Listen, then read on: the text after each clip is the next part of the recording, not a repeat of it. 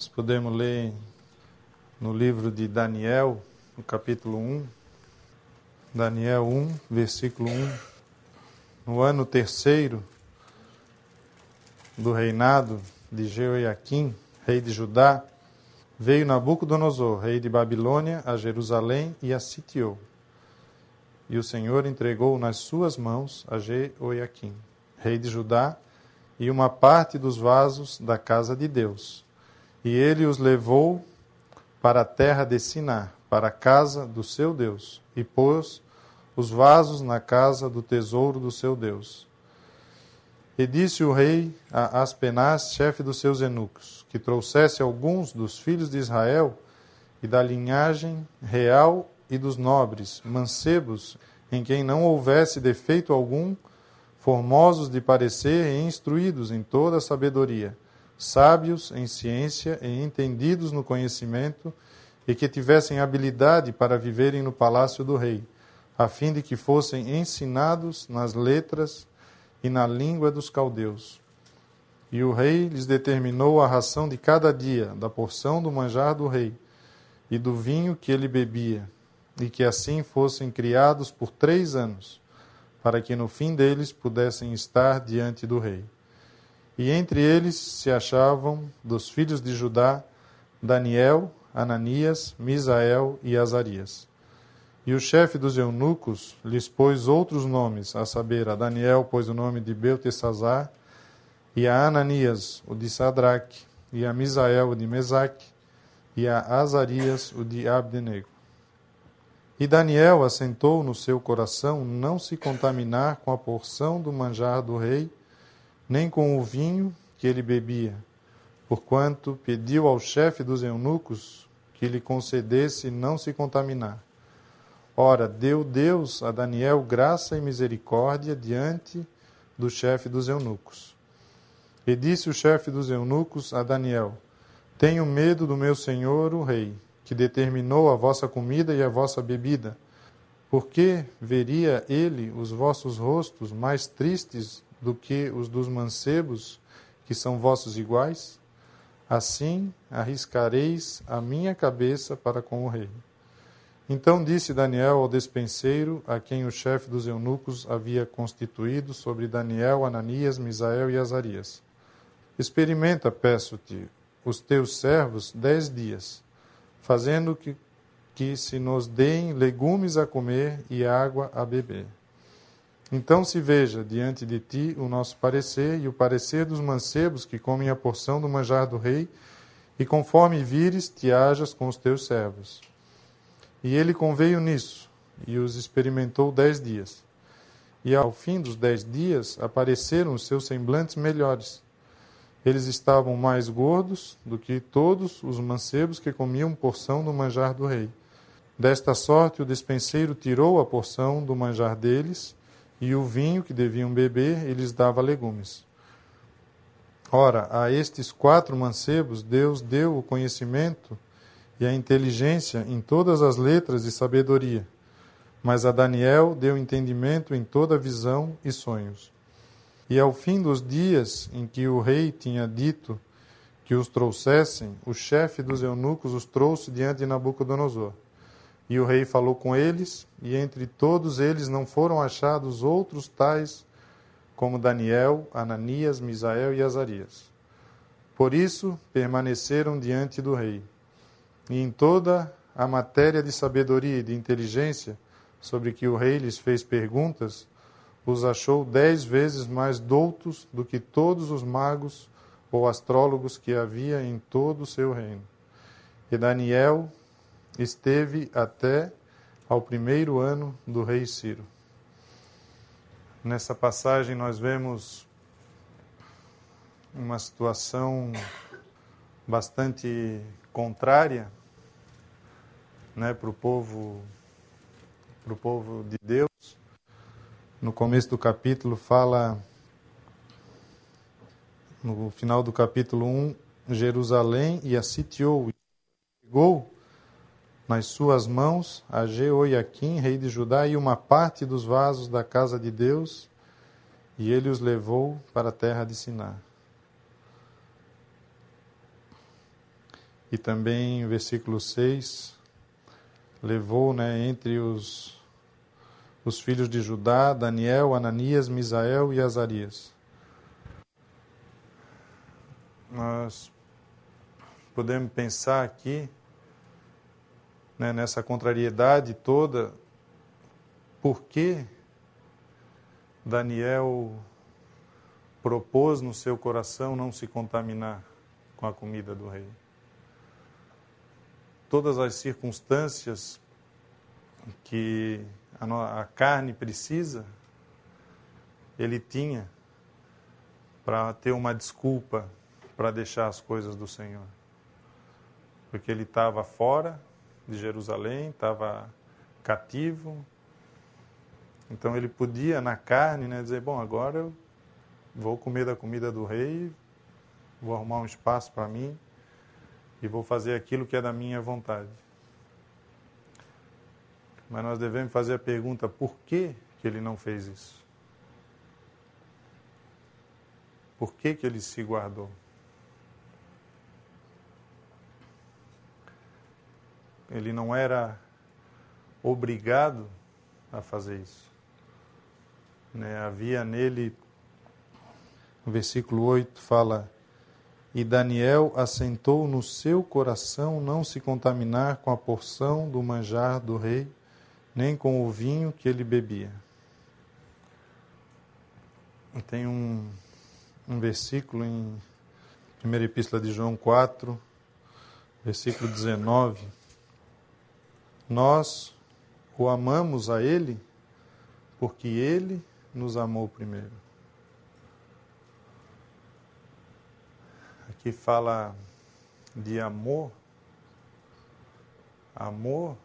por Cristo. Essa é o motivo pelo qual nós devemos viver e fazer as coisas. O amor de Cristo. Se nós soubéssemos, que agora, que o Senhor estaria voltando agora, ou daqui a 5 minutos, que nós estaríamos na presença dEle, como seria esse momento, Nós vamos estar na presença do Senhor talvez até antes do que 5 minutos. E como vai ser esse encontro? Nós vamos olhar para o Senhor, acho que se fosse nesse corpo, a gente não suportaria, se fosse na glória dele. Mas nós vamos olhar para ele, como fala em Apocalipse, que os anciãos botaram as coroas aos pés dele, porque ele é digno. E esse momento nós vamos amá-lo perfeitamente. Mas esse amor, nós podemos já hoje andar no poder desse amor. Porque nós não fomos chamados para regras. Nós não estamos aqui obrigados. Não deveríamos estar aqui obrigados, nem porque temos que vir aqui. Os que são mais jovens têm os seus pais, e quando eram pequenos eram trazidos, porque nem sabiam muitas coisas. Mas agora estão todos grandes, E o que move cada um a vir aqui, Essa é uma pergunta que nós devemos ter, uma sinceridade diante do Senhor. O nosso coração, o Senhor conhece. Nenhum daqui conhece o coração do outro. Mas o Senhor conhece. E essa passagem, ela é bem preciosa, bem interessante de vermos a simplicidade de Daniel. Ele propôs no seu coração não se contaminar. Porque ele tinha em primeiro lugar as coisas de Deus. Isso para ele era importante. Depois nós vamos ver ele colocado no fogo, porque não quis se dobrar à estátua, depois jogado na cova dos leões. Por quê? Porque sempre o Senhor estava em primeiro lugar. E o Senhor livrou ele de tudo. E isso nos traz essa posição primeira de cada um de nós, né? De amar o Senhor. Esse é o primeiro passo, não tem outro.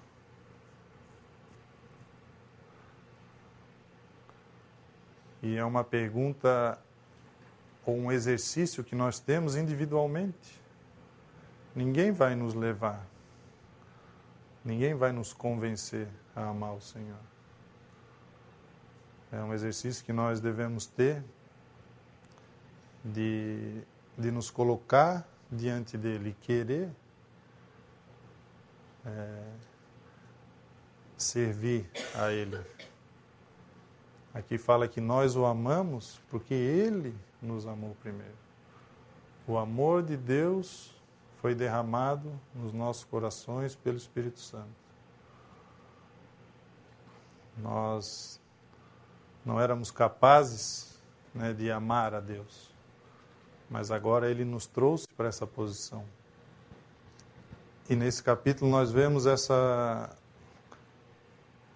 situação que nós andamos nesse mundo, sujeitos a provas, a tristezas, a nossa carne, às ciladas de Satanás, aos clamores desse mundo.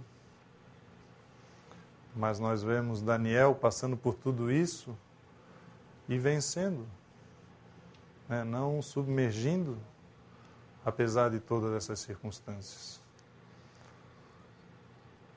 E se houver esse propósito, né, de nós servirmos o Senhor, de amarmos, se nós amarmos o Senhor vai nos guiar, Ele vai nos livrar. Nós não sabemos como.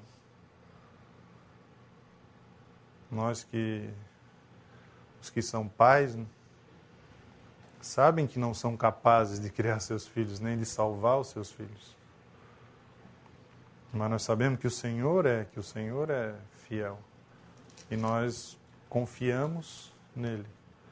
E da mesma forma, para nós sabemos que todos nós não somos capazes de nos manter de pé. Nós precisamos confiar no Senhor. Agora, uma coisa é interessante, de que se o Senhor estiver em primeiro lugar na nossa vida, nós vamos olhar para trás e vamos dizer, puxa, como é que eu andei tanto? Assim, porque não sabia como fazer aquilo, estava fraco, sou fraco, a mesma coisa que era, continua sendo. Mas como é que consegue, né, ir até lá? É porque o Senhor nos leva. Nós podemos confiar nele plenamente. Se nós tivermos o Senhor em primeiro lugar na nossa vida, Ele vai nos levar. Mas é importante que a gente coloque isso, como foi falado hoje, né, da responsabilidade do homem ali de edificar. Aí é responsabilidade nossa de colocar realmente o Senhor em primeiro lugar na nossa vida. Nós vemos muitos que caíram, né, no deserto. Nós vemos Abraão e Ló separando, né, e depois fala que ele afligia todos os dias a sua alma. O justo Ló, né, era justo, era salvo, mas tomou um caminho. E por que tomou o caminho? Porque olhou para o que era do interesse dele, não o que era interesse do Senhor. E é uma decisão que cada um precisa tomar, né? De ter o Senhor em primeiro lugar na sua vida, acima de qualquer coisa. Tem aquele versículo não sei quem fala, que diz: eu e a minha casa serviremos ao Senhor. É Moisés? Josué, né? Josué fala: eu e a minha casa serviremos ao Senhor. Foi uma decisão que ele tomou: eu e a minha casa serviremos ao Senhor. E essa decisão nós devemos tomar diante do Senhor e pedir para o Senhor nos guardar e nos levar. E a gente pode imaginar o gozo de Daniel, porque não há tristeza para agradar ao Senhor. Tem aquele versículo, né, que Deus ama o que dá com alegria. Quando nós servimos ao Senhor por amor, não há tristeza. Nós não sentimos perda. Ah, mas eu estou perdendo isso, estou perdendo aquilo. Não, eu não estou perdendo, porque o Senhor está ganhando.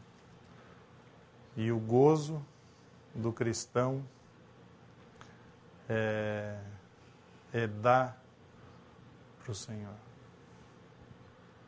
E era o gozo de Daniel. Daniel não estava se gloriando porque ele estava se separando da comida do rei, não estava se contaminando, ou porque estavam jogando ele no fogo e ele era melhor. Não. É porque ele estava em comunhão com o Senhor. E isso enchia o coração dele. E é isso o que enche os nossos corações. Esse mundo quer sempre, os irmãos sempre falam, né?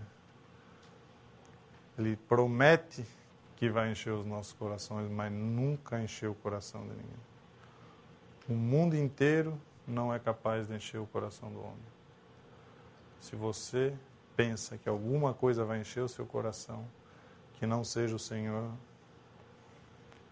e nós muitas vezes pensamos nisso, né? Muitas vezes olhamos para alguma coisa e queremos ir atrás dessa coisa. Mas com certeza nós vamos sofrer, porque é mentira. Só o Senhor pode encher os nossos corações.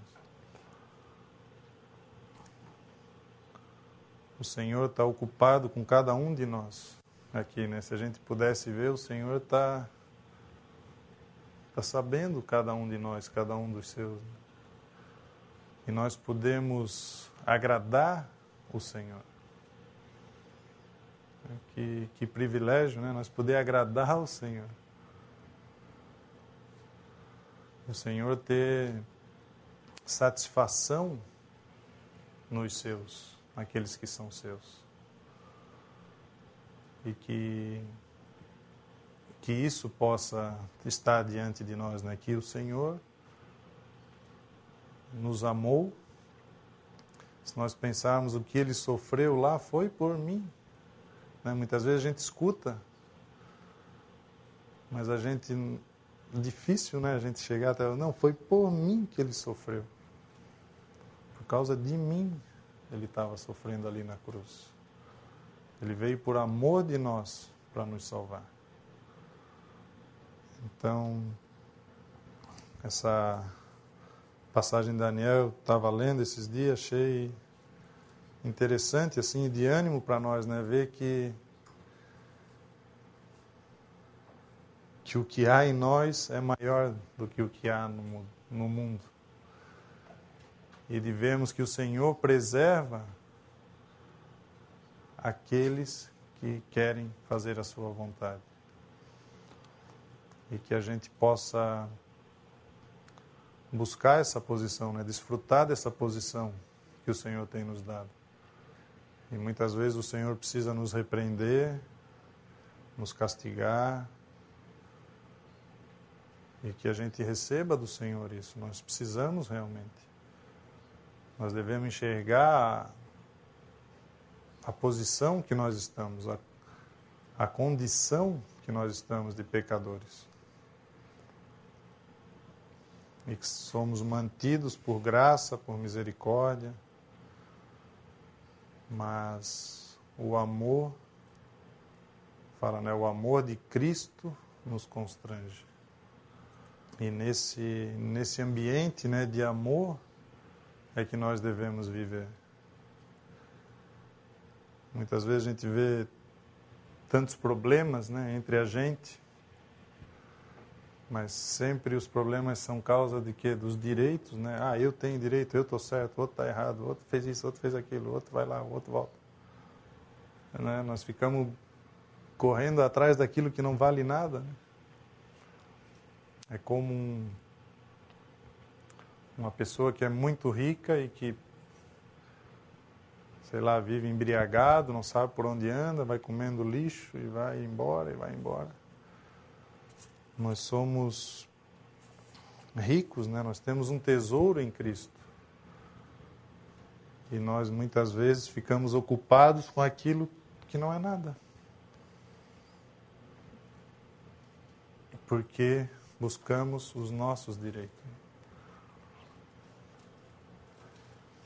Que o Senhor nos guarde, né? Nos ajude a termos esse espírito, né? De colocar as coisas a cada dia diante dele, viver para ele, amar a ele. E como ele perguntou para Pedro, né? Pedro, amas-me? Apacenta os meus cordeiros. Né? Ali são duas coisas, é apacentar e alimentar. Por amor do Senhor, nós amamos nossos irmãos, porque são deles, né? São do Senhor. Quando Saulo perseguia a igreja, o Senhor fala, Saulo, Saulo, por que me persegues? Então, quando nós olhamos uns para os outros, nós temos que ver Cristo. Né? O Senhor é do Senhor. Um irmão é do Senhor e nós devemos cuidar como algo que é do Senhor. O Senhor nos ajude a cada passo. Vamos dar graça.